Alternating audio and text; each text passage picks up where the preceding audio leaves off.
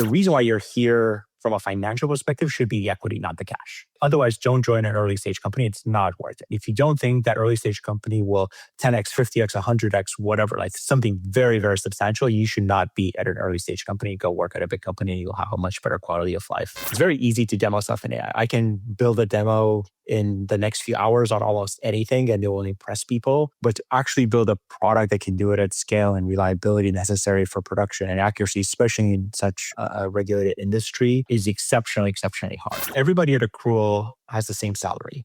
That's wild. I've never heard of that before. That's crazy.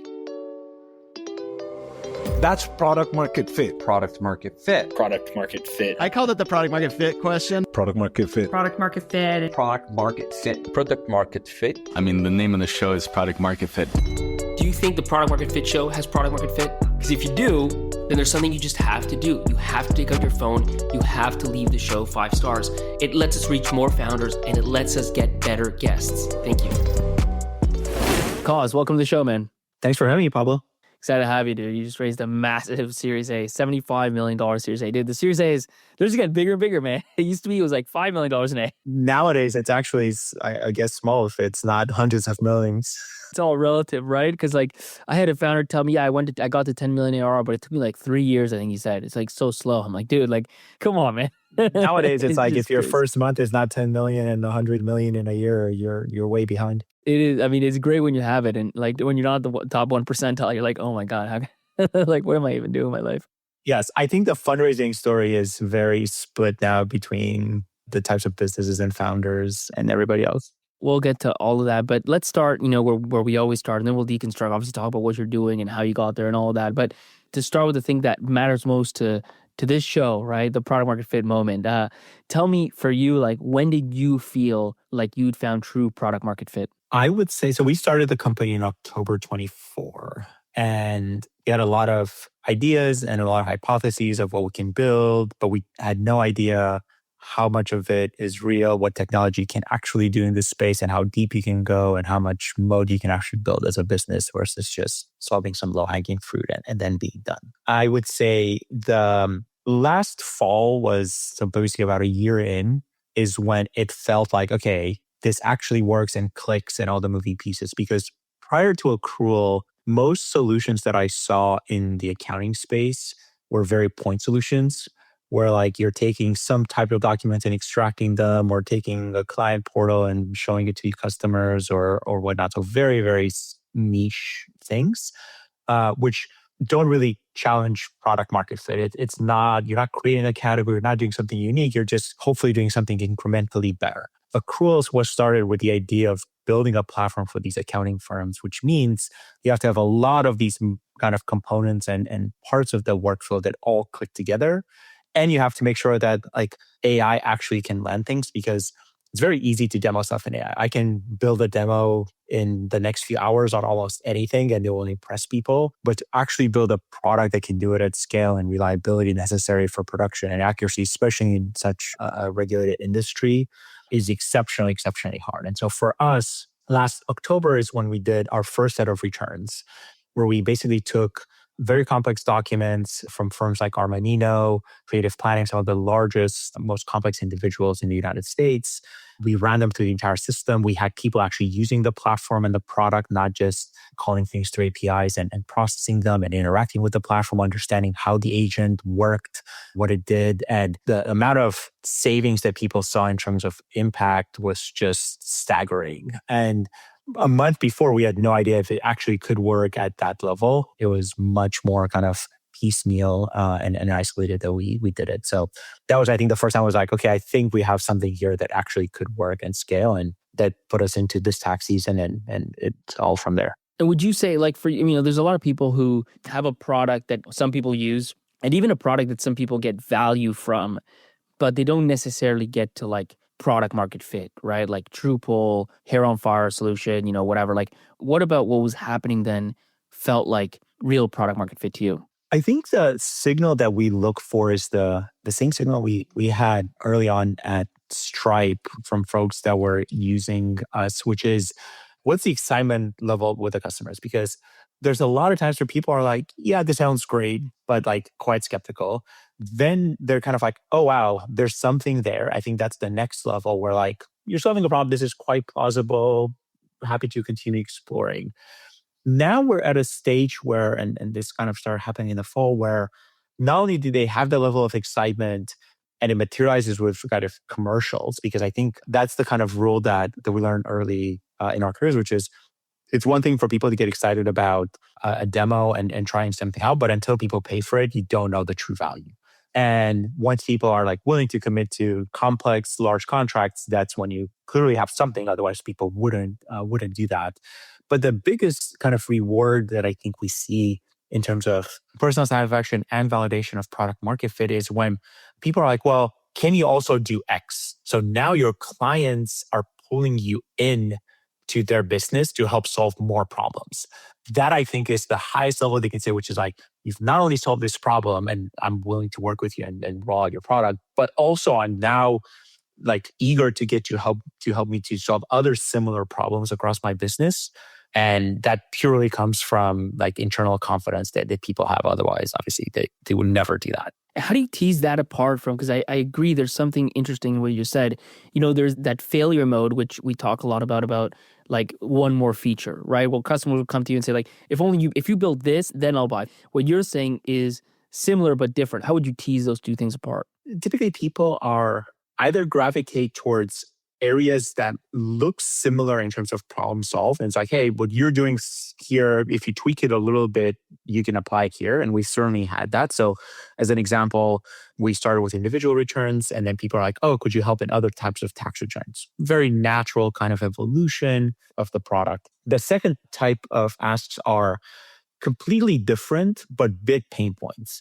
And so we've had customers, actually, even in this past week, they're like, hey, engagement letters are a pain in the ass. We haven't found something good that helps us with that. There's a lot of these products and they're all very limited. Could you actually build something there?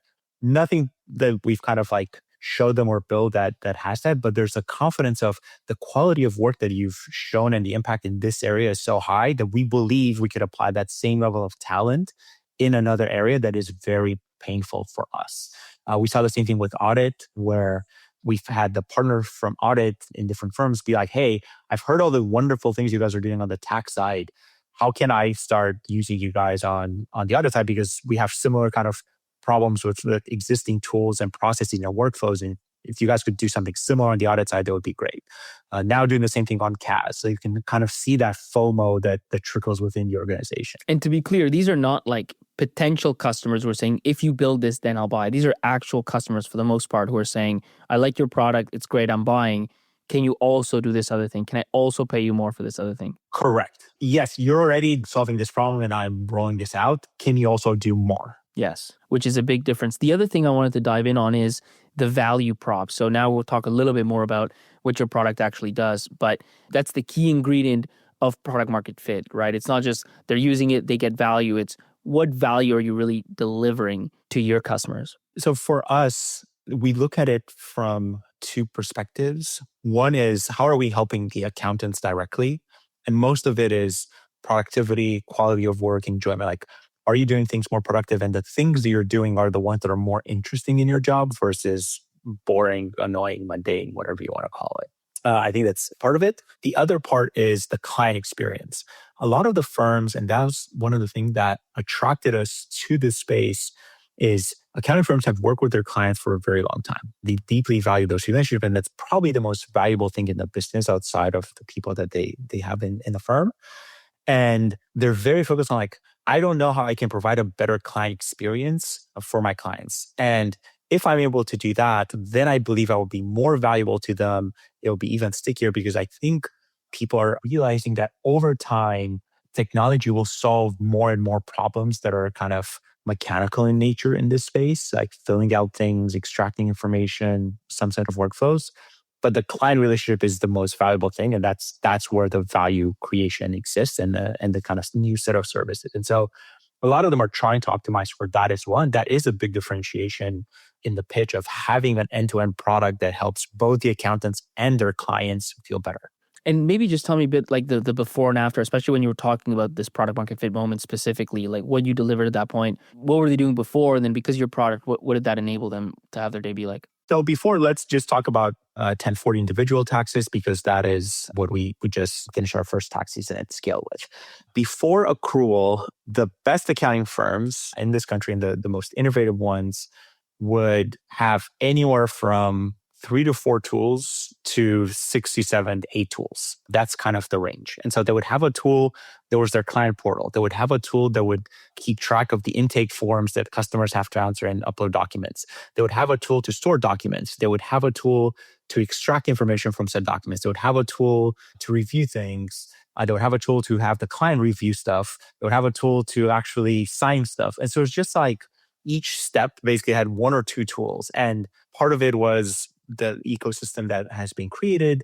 Part of it is the evolution over time. It's like, oh, you were using this tool and then we started using this other tool and now we use both tools because like that's the general saying, right? Like, how do you solve a problem? You add a tool and now you have 3 problems. And so that was the landscape. And firms using Accrual, they basically get excited about the impact that we can have, but they also look at it from a pure kind of vendor management as like, oh, I can collapse like many of these tools into a single tool.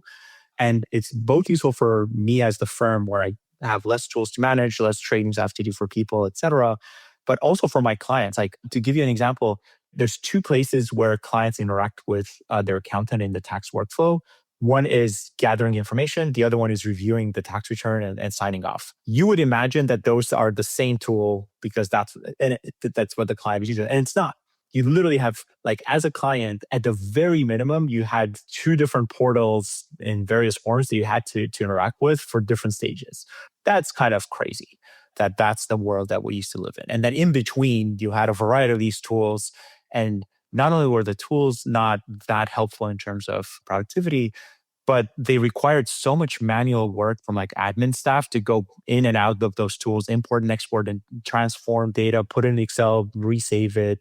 It just feels like a very leaky bucket. The problem of, having too many tools, it's classic, right? Like, especially with B2B SaaS, like that was the whole thing. You have all these point solutions, blah, blah, blah. And, trying to build an all-in-one was always like the gold standard, that's a classic pitch, the all-in-one solution, whatever. I'm seeing with AI, it's like coming back, but it seems to be working in a way that it wasn't working before. My question, though, specifically is, how do you make that work? And if you think about that first customer, or maybe one of those first customers as an example, like, how do you tell a customer, trust me, you get rid of these 6 tools and you'll do it all in mine. It's gonna be great. It's gonna be fine, right? Like, it all sounds great in theory, but how do you get them there? I mean, obviously, it's a higher risk, higher reward in that, like, we have to build a lot more. Like, it'd be much easier for me to build any one of those tool replacements with higher quality, but the gains are much more incremental. So you don't get that order of magnitude productivity gains. I think there's 2 things that have resonated. The most important one is we've started in the beginning, and we still do, with a vision of what we're building. And obviously that makes sense in our first year because the vision is the only thing that we had. We didn't actually have a product yet, right? Like, we haven't built all these things. But even now, like, people are buying the vision of Accrual, helping them be the operating system across their firm without having that capability. Because we don't have all these different product and service lines in place. But that's like, is landing that message. It's, hey, here's one, why this world will look better because you've been used to a world in which you buy multiple tools. I was at a conference earlier this year, and one of the partners on stage was advocating for, like, use the best tool in the best scenario. So I combine all these tools. And I went to him afterwards and I was like, hey, actually, I don't think that's going to work anymore. I think that's actually counter to that. And I went to kind of explain why. And that's kind of the reason number 2. But that's not a common pitch. So first you have to paint a picture of what that might look like. And then you have to convince them that you can actually build it. Because to your point, you haven't. And so, like, I'm taking a risk in doing that. And that's why, like, having some level of credibility and showing iteration very quickly, I can build that credibility when you don't have a product in place. My feeling, I'm curious on the pre-Gen AI, post-Gen AI, and like how that affects this exact pitch of this all-in-one solution. Like, one of my, let's say, educated guesses or whatever is that there was always value in the all-in-one because obvious reasons, everything you just said. But with AI, it does feel like there's an extra level of value of being able to have the context go across. Do you think that's true? Do you think 100%. And this is exactly what I told that partner. If I look at software engineering, which arguably is the most advanced field of using AI right now, and even then, it's like you read about Silicon Valley tech startups and the biggest tech companies in the world using agents for coding. Majority of the companies in the world building code are not. And the reason why it works so well is exactly that, which is I have all the context in the world in my repository. That is my world. I don't need anything else because that's how code works. And I'm able to iterate through structure things, test them, have that feedback cycle be like as close as possible and know the entire universe. I think that is very different where I have an agent that extracts some information from a document and then gives you the result for that. And then another process that takes those and wants to use it, but like, well, but how many of those documents were related? And how much do you know about your client as a result of that? And what do you do with nuanced situations if you just get some raw numbers that are kind of like OCR'd? You just lose all that context. And all of a sudden, the capability of the model is diminished significantly from what it could do. And so I very much agree. And exactly what I told that partner. In this world, I think having that context is not only useful, but critical. I think without it, you will not get the gains of the promise of AI that you see in other industries without doing that. It's the comeback of the all-in-one, and it's also raises the bar for choosing correctly, because if you had a one-point solution and you picked wrong, you just swap it. But if you go with the wrong partner, 3 years out, you're going to be behind a lot of other people.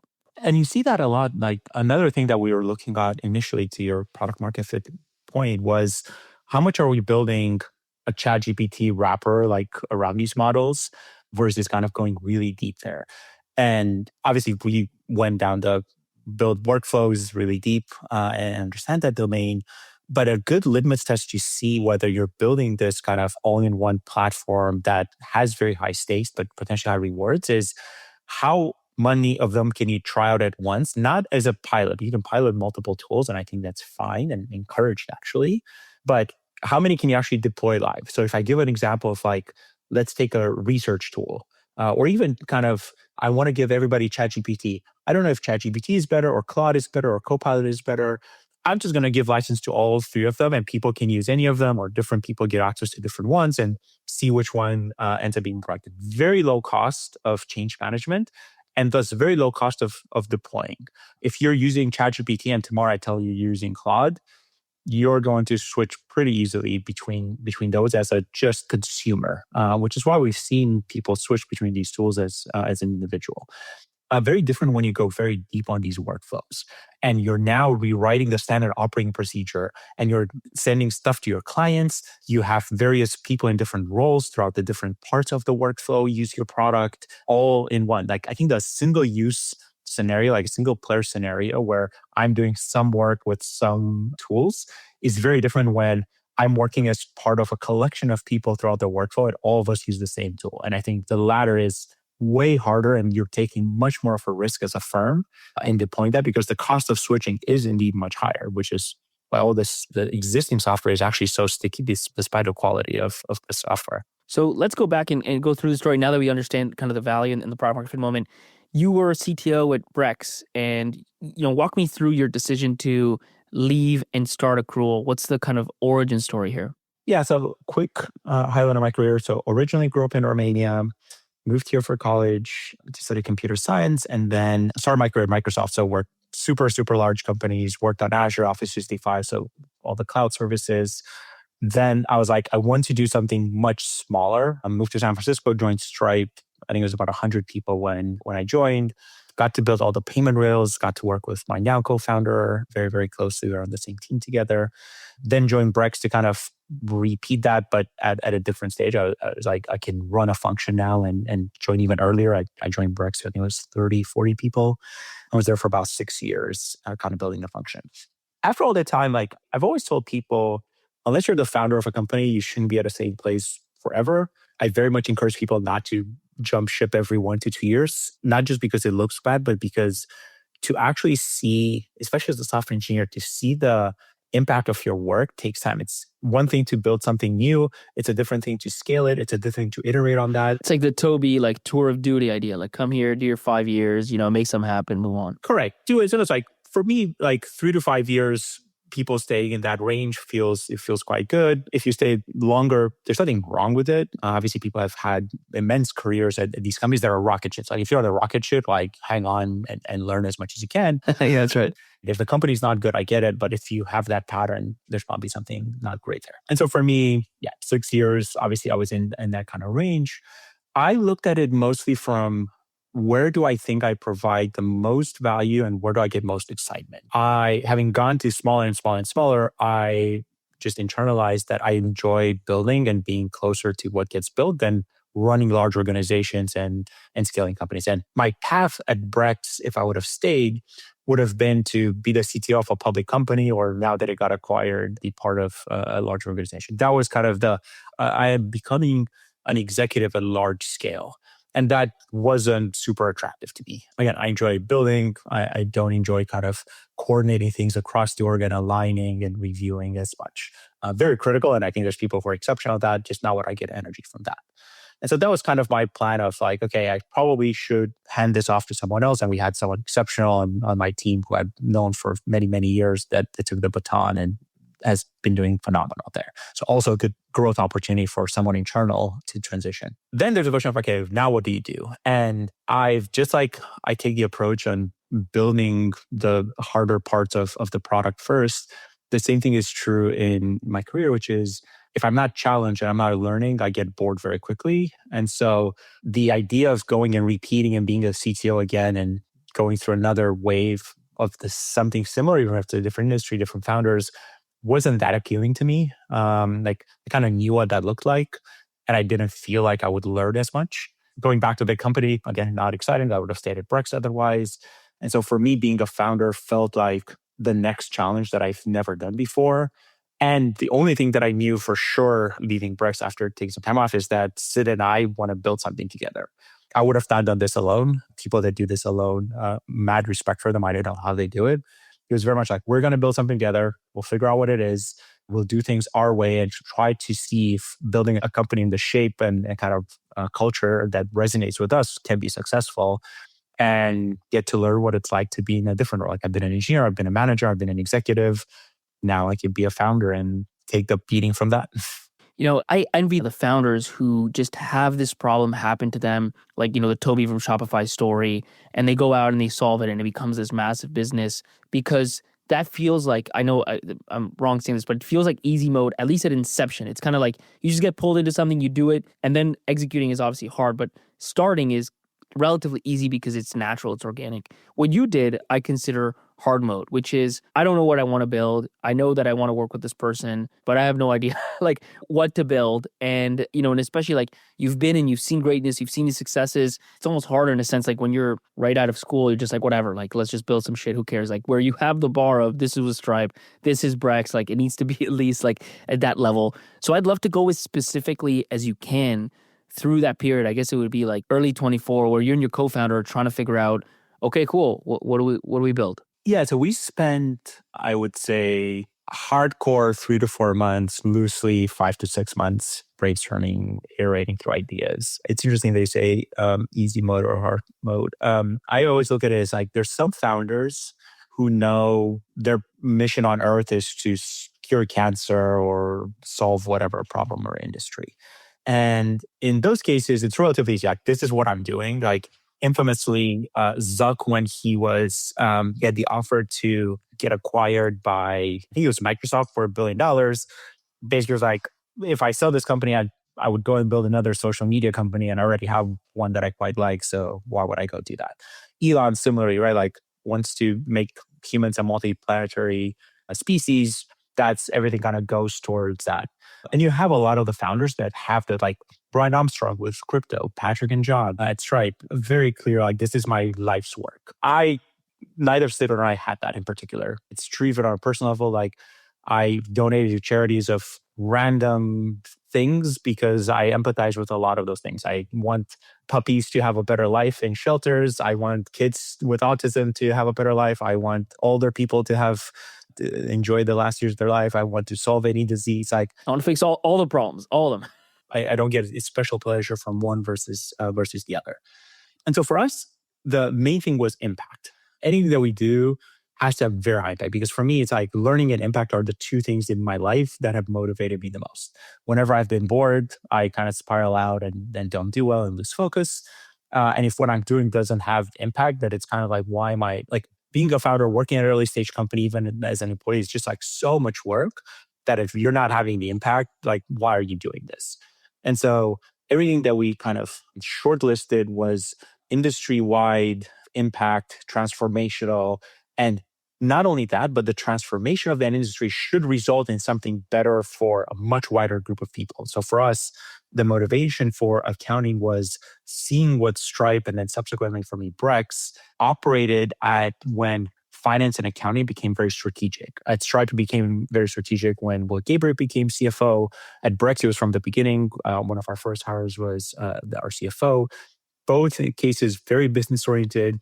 Finance and accounting was in the room for most important decisions, and that results in generally better decisions. Same thing on the individuals. Like every wealthy American that you know has a family office, has accountants that help them make better decisions and optimize for the long run. And so how can we actually bring that to every business? So accounting is not just the back office kind of function that just ticks some boxes. How do we help every individual have better financial planning and financial decisions and education from their accountant? And more people being able to have access to that, because it's such a small percentage of folks that have the ability to do that. And so that was kind of the motivation of why we want to go in this industry in terms of impact, and how will that impact actually benefit society more broadly. And how do you get there? Like, I'm curious, like you guys sitting around and you're kind of listing big industries and saying, well, that one's already kind of solved, or, Harvey's already going after legal, so no. Or are you talking to accountants? You know what I mean? Like, what's the process? Yeah. So we started with a list of what do we not want to do?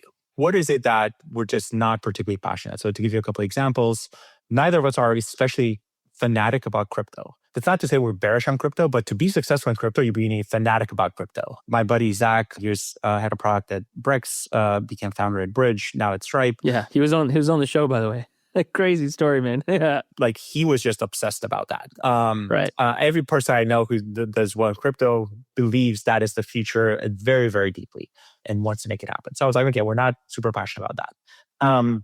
We shouldn't do anything that foundational labs are doing. Like, we're not research people. We're very much like kind of applied AI people and product people. And if we're going to do AI model related stuff, we should just go work at OpenAI or Anthropic. Like, they have smart people, they have funding. We know the founders at both places. Like, what are we going to do better than them?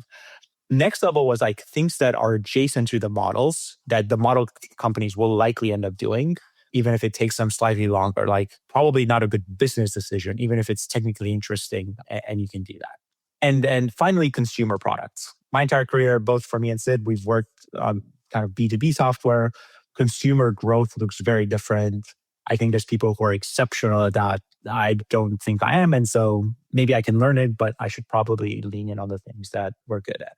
The things that we're very good at are gnarly problems with complex workflows, lots of moving pieces that all are intertwined and have to click well together, super high reliability, super high accuracy, super high security. Those are the things that we've spent most of our time and get a lot of energy from. Even within Stripe, like, we spent a lot of time with the finance and accounting teams building the ledgers and figuring out how to close our books more efficiently. We got energy from that. Not everybody at Stripe did. Other people were interested about other parts of the product, and that's great. Different people gravitate towards different things.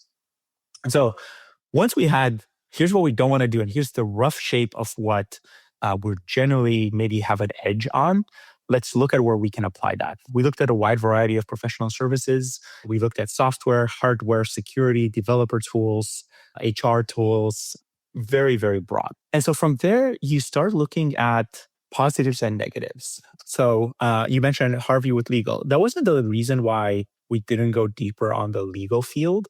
It was actually much simpler than that, which is we end up having much more enjoyment spending time with accountants than with lawyers. I keep hearing from people all over that, like, there's far fewer accountants in this country than we need.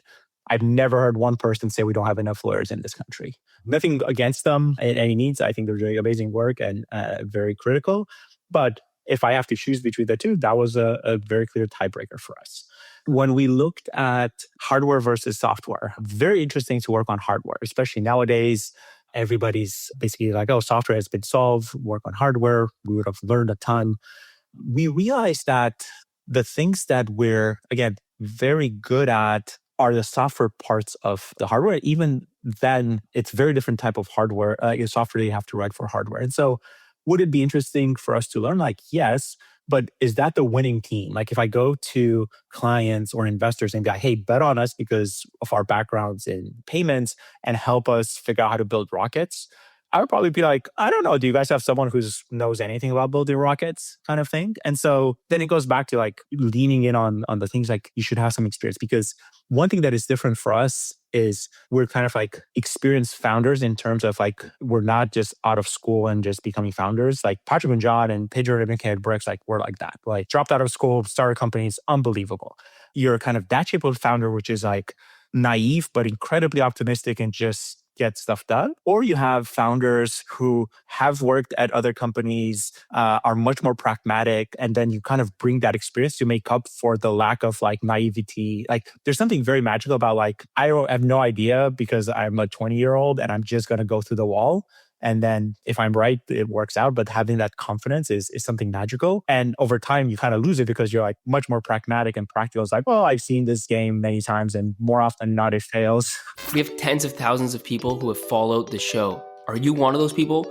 You want to be a part of the group. You want to be a part of those tens of thousands of followers. So hit the follow button. I think that's right. I also think it matters how you're coming up with, going back to the original question, like how you're coming up with the idea in the first place. Take Zuck as the crazy example, the super outlier one. Like he didn't set out to build Facebook. He's just like doing stuff, that happens. Boom, he becomes, oh my God, okay, I'm going to dive into this. And he happens to be like a maniac and just crazy execution. So he does it, right? But if you're going to go so top down, like the way you're doing it, it pays to have that background, that experience, and think about team market fit and these sort of things, because that it's a different ballgame. It's a different ballgame altogether. If you're much more pragmatic and much more systemic, then you have to kind of bring that across the stack. I think that's absolutely right. And so how do you go from, so that's actually super helpful to understand how you land into this space of accounting.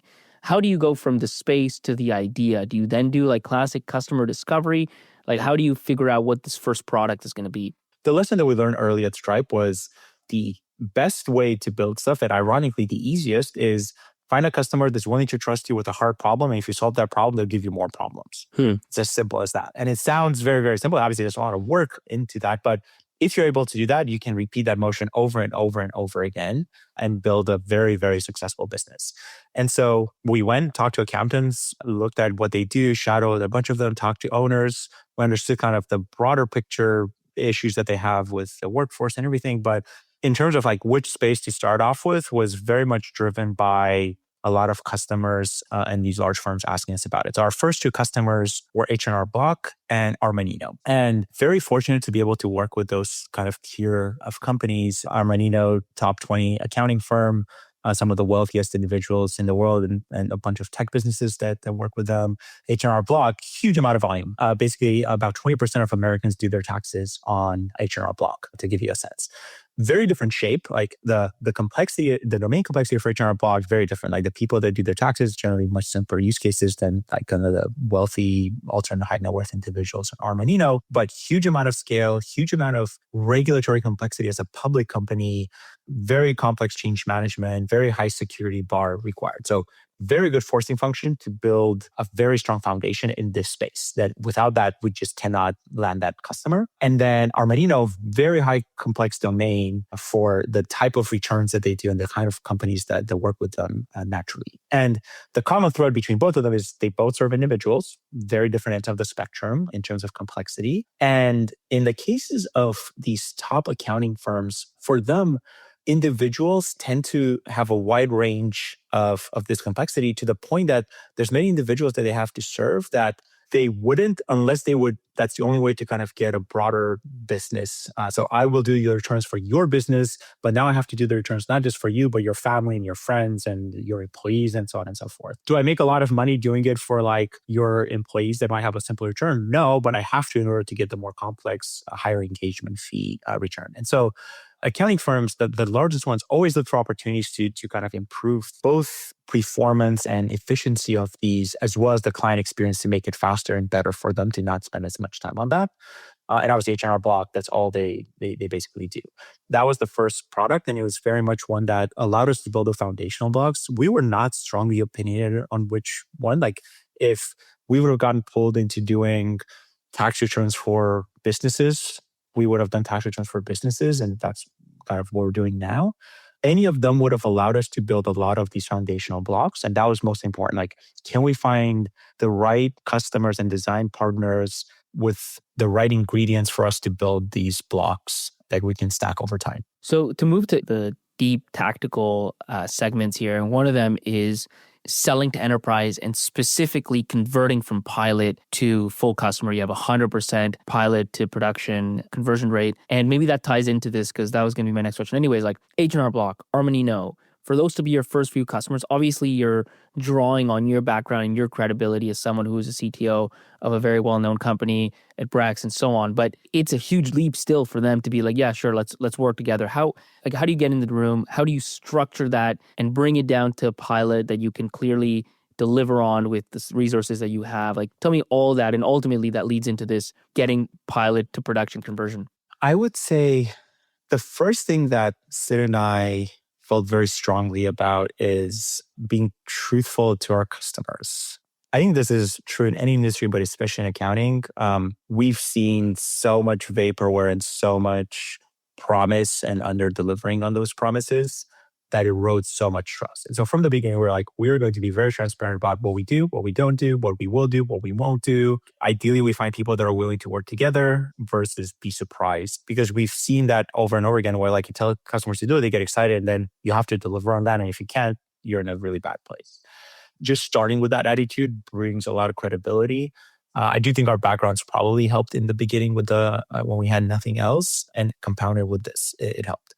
The second thing is iterating extremely quickly. Like Sid and I, when it was just the two of us building, we would basically iterate on hourly to daily basis. Like we met with you today, by Monday, we would show you some stuff. By Wednesday, Tuesday, Thursday, every day, there's progress being made, and you get to see something that you're just not used to. And so people see that and they're able to project it forward and be like, well, if every couple of days, this is the kind of progress these folks make, if I go a month from now, they will be so much further ahead. Here's what we'll do. We move quickly. We've done the thing. Now let's go to the next thing. Rinse and repeat over and over and over again. Builds that credibility to kind of take that leap of faith. And the last thing I would say is, because we're both engineers, we're extremely structured in our thinking. It's just how our brains operate. And so we take the same approach to running pilots. We're like, okay, we're going to run it in this way with these people. We're going to set this up. Here's the different phases. Yeah, can you walk me through an example of that? Because I think that's where the rubber meets the road. Like how do you boil down to something? How do you structure it and make it so that it's clear, it's winnable, it's quick? Yeah, so we obviously demo stuff. That already stands out because at least in accounting, apparently there's still product out there that like you don't get to even demo it properly, which is kind of crazy to me. But we run demos. We typically run several of those with different people depending on the firm. Then we said, okay, to get the right signal on a pilot, you need to find the right balance between too little and too much. So we've seen firms that are very hands-off, very little usage. And so you go through the pilot very quickly, but at the end of the pilot, they don't have high conviction because they're like, well, yeah, I mean, it was good, but we only did like a few returns, for example. So maybe we should do more. And now you've reset the clock on that. And so now it's like, great, now I'm running a second pilot. So you've wasted all that time. The other extreme is we're going to run hundreds of returns with like dozens of people on our firm involved. Also very dilutive because it's very hard to keep engagement high across a large number of people. When you go through a lot of returns, like if you run like a handful of returns or a certain complexity or certain shape, you're not going to learn much more from running like dozens of those. Like you'll get the signal pretty quickly if they're good or not. But having a lot of data makes it very hard to go in depth. So we go, when we run a pilot, through returns of different complexity with different folks on different roles. And then we literally go return by return and give you a side-by-side comparison between your return that you finalized and our draft. If they're the same, great, they're the same, not much to spend time on. If they're not the same, here's why they're not the same and what led to that. And maybe it's on us, maybe we didn't have document or context, whatever it is, but it's very in-depth. And that helps bring credibility because now you have enough volume and enough variety in kind of the data that was tested, and you've gone really deep on all of them to get a good sense of, will this product work, not work, for what does it work, what does it do, not do, and much more confident to move forward for that. And I think the third one is, again, no smoke and mirrors. I've heard of pilots where you get something and they have AI, but then they have humans that go and correct things that AI got wrong, and then they give you the final thing. And it's like, well, that's not really the AI part. You should be upfront about that if you're doing that. I've seen others that will go through the same return multiple times and process it, because again, many of these systems are not deterministic, and so you'll get different results, and then they take the best out of all these combinations and give you a final thing. I was like, no, that's not how real world looks like. Like, you should be upfront about it and just run it like your customers would, because when they'll run it, they'll just see these failures and be disappointed. And what about the flip side, which is on the customer side, like keeping them close, motivated, on time, and getting because the flip side of the failure mode is you actually do everything you're supposed to do on your end, but maybe you don't get enough, attention from them, in your case, returns from them, or maybe you do, and then now you're waiting a month for a decision. Like, how do you kind of keep that momentum going throughout? I think it has to do with finding the right champions at the right levels. So the thing that you normally hear with enterprise sales is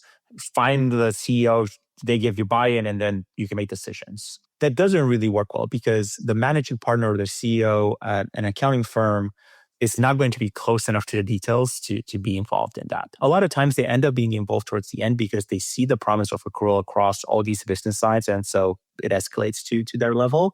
But all they can do is say, I want to deploy technology across my firm, go forth and figure out how to do it. And so then it's typically like, how do I involve the right level of seniority to have the unblocking escalation path as needed? For us, if I think about our past year, it's generally been the person running tax, like the tax partner at that firm, because they get to make the decisions for their service line. Then there is, if they have a technology team, how do you get them involved? And the thing that they care about is it secure? Is it easy to integrate with? Is it just going to be a pain for me or not? And so we try to be very clear about what we do. And the fact that we've built developer products, I think, helps a lot in how we've approached things.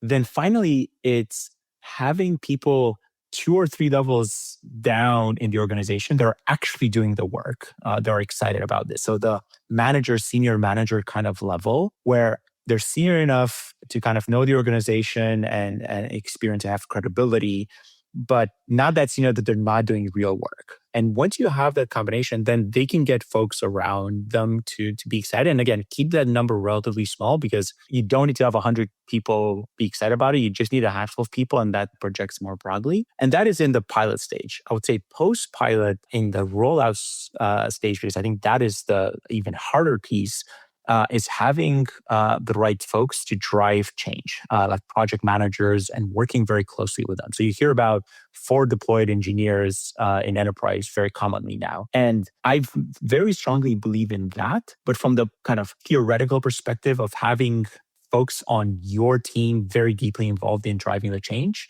not necessarily that I send a person and I ship them and they're going to make all the changes. Because if I send you an engineer, an accountant, whatever, in your firm, no one knows them. They're not going to understand the dynamics of different teams and people at offices. They're not going to be successful at telling people what to do. But basically having someone in that role that works very closely and deeply embedded with the firm on the change management is critical for actually rolling that out and being smooth tax season over tax season. The other piece that I want to talk to you about, something that you mentioned to me earlier, was obviously you have an engineering mindset, your brain thinks that way, and you've taken that and applied it kind of throughout the whole company that you're building, not just around how you kind of ship software. And my understanding is you're only 20 people today, even though you've raised, $75 million. 21st person that started last week. There you go. So tell me more about that. In other words, how are you bringing the engineering mindset to the rest of the organization? Why are you 20 people and not 50, given what you've raised and given how big the opportunity is? And let's kind of dive into your thinking around talent, recruiting, and operations. Going back to your earlier question about how we made choices and what we end up doing, a big factor for us was cultural. What is the culture that we want to create and then we can create? And a few things that we had on our list. One, we wanted to build something where you don't need to have a massive team. And this is both pre-AI in general. We both enjoy working with smaller groups of people. And when you have smaller groups of people, everybody knows everyone. It's just a very different feeling. If I think about early days at both Stripe and Brex, it felt very different. And the reason why a lot of the early folks at these rocket ships end up leaving is because the company grows and they kind of lose touch, becomes much more bureaucratic, and they don't know everyone and just lose that connection. But also, especially true in a world in which we believe the individual productivity increases so much more, that the coordination costs that you had already even before, like that's the downside, right? Like as a large organization, as a whole, you can do a lot more than a small team, but individually you do less. Each individual is less productive because you have more layers, more coordination necessary, and so you're generally slower. But the sum of it ends up being faster is the theory. That cost of coordination is higher and higher and higher as the individual productivity increases so much more. Like there used to be the 10x engineer before. Now I think those 10x engineers are 100x engineers. And so I'd rather have fewer 100x engineers than those 100x engineers not being able to become 100x engineers because of the coordination costs required. And so we are very mindful about every single person that we add in the company, and how in the long run, we believe we can build Accrual to be a much smaller company than you would typically think. And I've gotten this comment that you just made from several folks is like, oh, you guys should be 10, 50, 100 people by now. And I'm like, absolutely not. I very strongly disagree. And I think we would be in a significantly worse place from a lot of different reasons. And that trickles into how you run the company. So we don't have management at this company. I think it's technically everybody reports to me, but we don't do one-on-ones. We don't have scheduled meetings. We trust individuals to be very mature. Is it fully remote? We are remote. So we have folks in SF, New York, Seattle, LA, and then a few other random cities where we hired. But basically, as long as you're in the US and you're willing to travel, because we spend a lot of time in person, despite the fact that we're remote, great, that works. We hire generally experienced people. Like most folks that we've hired, we've worked with at Stripe. They've kind of had roles, jobs, have seen scale. And the reason for that is not because I have anything against more junior people. It's because I think they require more support around them to kind of grow. If I think about during COVID, it was miserable for new grads. It's awful to be a new grad and to work in a remote company, I think. You just don't learn as much. And so we try to optimize for the kind of culture that we want to have. Number 3 is there are very loose roles. Like you're either building the product, growing the product, or enabling people to do one of those 2 things. That's kind of it. We have very loose lines between like people who are selling the product are building stuff nowadays. Like everybody uses Cloud Code. We've built a lot of internal infrastructure with agents that can autonomously build things and analyze things and tie things together across the company. And everybody in the company uses these tools on a daily basis quite highly. I think the other week, I was looking at some token users, which I'm not a fan of token maxing by any means, but it was not an engineer. And it's not because they built a bunch of stuff. It's just like so much analysis and kind of tying things together. And the independence that people have as a result is insanely high right now. And by doing this, it enables us to have a lot of flexibility. We move people around every few months. Like if you're an engineer, you're not like, I'm an engineer on the client portal. Maybe you work on a client portal for 1 or 2 sprints or like a few weeks, maybe a couple months, and then you're going to move on to something else, either because you want to or because we're going to tell you to do it, such that people get out of their comfort zone and learn the code base across the board. And it is likely slower in the short run, as I would consider optimizing for the long run. If we assume we're going to be successful in it for the long run, how do we build a company from the ground up with that mindset? And how do we make the technical decisions as well from the ground up with that mindset? It's interesting. Like, I wonder if it's scalable or not. But another thought that comes to my mind is by moving people like that, you get rid of the issue of protective silos, right? Where it's like, okay, you're on this team doing this thing, and it's like, okay, that means this team doing this thing. Like, better continue to exist and be important for a long time. And if I got to find a way to make this thing continue to be important, right? Because it's like you're much more mindful because the code that you're writing, or that your agents are writing, and you're reviewing realistically is you're going to maintain someone else's code, someone else will maintain your code. Like there's no deep kind of domain ownership there. So I very much agree with that. And I think to your point of scalability, we do work trials, for example, where we spend like several days with people, typically like a couple of days with every hire that we haven't worked with to work together through real problems. Part of it is I don't know how to interview in the day of AI, because if I just give you a problem, we're going to give it to an agent and it will solve it. And part of it is because I want to see what it's like to work with you. And vice versa, you should see what it's like to work with us. We try to get a bunch of people in person that you would work with and kind of see if you like the culture and if it gets you excited, see the domain and kind of understand it and help you out. We could not do that if we were hiring a lot of people. That is not a scalable process. But if we hire a person a month, much more scalable. Like you can pay that cost. And I was going to ask, talking about that, like if that's the plan, why raise 75 million? Like what's the money being used for?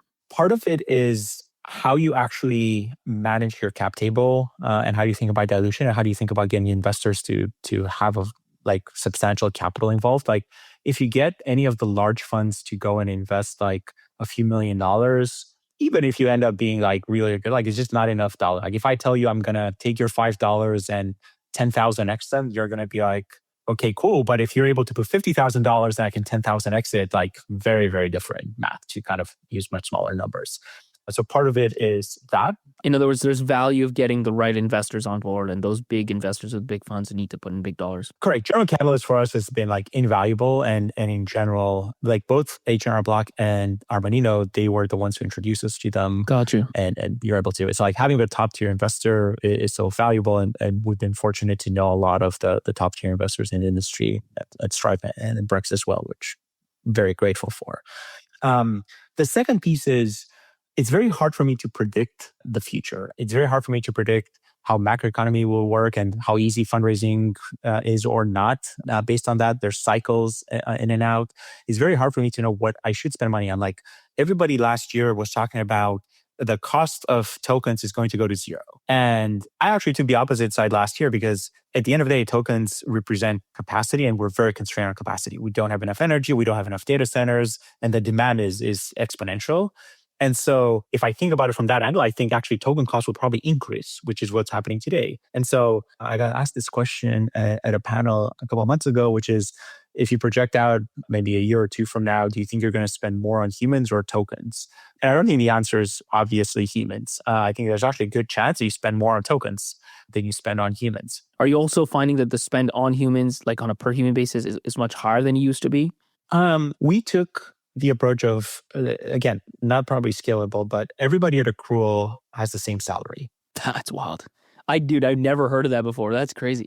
So Sid and I make less because I think it's only fair for founders to be in that situation. But everybody else makes the same amount of money because one, again, the roles are very fluid. Like I don't want to optimize for that. Two, we're hiring pretty senior folks, pretty mature folks. And so like, I don't want to have different levels and all that. Like, I don't care about it. At the end of the day, you're in this function and you're doing the best that you can and helping the company as much as possible. But does that mean some people come in, they get a huge pay raise relative to what they're making? Some people taking a huge pay cut, or are you just like, you're hiring from the top of the mountain anyways, or how's that work out? So in general, I would say we've seen both pay raise and pay cuts. I would say most are pay cuts given where we've hired from, but they're typically insignificant. So everybody makes the same amount of money, but we're pretty generous in that amount to a certain point. And so the thinking that we had there was, if we're going to hire senior people, generally they will have higher costs, higher expectation, higher market opportunities. We definitely believe that at this stage of the company, the reason why you're here from a financial perspective should be the equity, not the cash. Otherwise, don't join an early stage company. It's not worth it. If you don't think that early stage company will 10x, 50x, 100x, whatever, like something very, very substantial, you should not be at an early stage company. Go work at a big company and you'll have a much better quality of life relative to income. At the same time, there are costs associated to that. And so we don't believe that you should make like huge sacrifices. And if you do, like you're not going to be able to hire people that have kids, that have a house, a mortgage, certain things. And most people that we have in our company are in kind of that mix. The other thing I tell people is the value of your equity today is zero. It doesn't matter what our valuation is. Either we go to zero or we grow significantly more. What the value is today doesn't really matter. So I don't do the math in terms of what the dollar value is. I do the math and what's your ownership? Like, what is the ownership in your company? And we give everybody like quite substantial ownership in the company because again, if we're not hiring a lot of people, we can afford to be much more generous with the people that we do hire from a cap table perspective without being overly dilutive to everybody else. So all these things kind of trickle in and kind of can compound one way or the other. And I basically, with every person that we hire, I walk with them like, here's the ownership that you'll have in this company. what do you believe this company will be at? Here's where I believe it will be at within a reasonable time frame, so like 4 to 5 years, not like 50 years from now. Like within this stock grant, where do we believe each of us, what are we modeling on our side? Here's with your numbers what it looks like. Here's with my numbers what it looks like. Here's the average, if there's a delta, et cetera, et cetera. And getting them a sense of where this could be. And that's what should excite people. And that's what people should work for versus high cash guarantee, no risk. And we've had people that said, I need more cash. And respectfully, I tell them that like, then you shouldn't be an early stage company. Like you don't need to be at a 20-person startup. There's nothing wrong with saying, I can't take this risk or I can't afford to take this risk. Then go look at a bigger company that will have very different equity packages and different cash packages. I think it's a very good filtering function, which I think we found around equilibrium between not super low where we can hire people. We've been very successful at basically converting folks that do successful in a work trial and filtering out people that probably are not fit for the super early stage kind of segment. Yeah, and it gives you an edge, this idea that you're hiring fewer, because especially on the stock grants, like it's hard for somebody that's going through the more normal hiring path, like let's say another scaling startup that raised $50 million, to be able to match those equity grants just by the sheer number that they're going to have 50 people, 100 people instead of 21. Because either you're going to say, all these companies give the same grants. And if you do that, you're just going to dilute a lot more. So it's one thing to say, I'm giving someone 1% of the company, but it's a different thing of like, what is that 1% in 4 to 5 years? That's right. Like dilution is something that like can hit people quite heavily. And so that's why I do think you can be much more generous if you have fewer people. Perfect. So listen, let's stop it there. I think it's been a great episode. Maybe just as a last question, what would be like a number one piece of advice that you'd give or you tend to give maybe early stage founders that are in this kind of product market fit phase? I would say the most successful founders that I've seen, and the thing that I tried to emulate from Patrick and John and other founders that I've met throughout my life, is long-term conviction. Things compound over time. I think it's very easy to be dealing with the problems of today because as an early stage founder, pre-product market fit, right after product market fit, like you don't have that escape velocity, which we don't. You are obsessed about like, will I exist the next week, the next month? Like that's the kind of time frame that you think through. And I think that is right to focus on that. But the things that move the needle in the long run are the things that compound over time. And so having very high conviction over a small number of things and letting those things compound is what I think makes very big businesses succeed over time and thrive, as long as you kind of get those things right. I do think one of my favorite operating principles is for Amazon, which is like good leaders often are right. I think there's something very, very, very meaningful there. Like you have to be right. And if you're not, then you probably shouldn't be a founder. Well, Cos, thanks so much for spending the time with us, man. It's been great. Thanks for having me, man. Wow, what an episode. You're probably in awe. You're in absolute shock. You're like, that helped me so much. So guess what? Now it's your turn to help someone else. Share the episode in the WhatsApp group you have with founders. Share it on that Slack channel. Send it to your founder friends and help them out. Trust me, they will love you for it.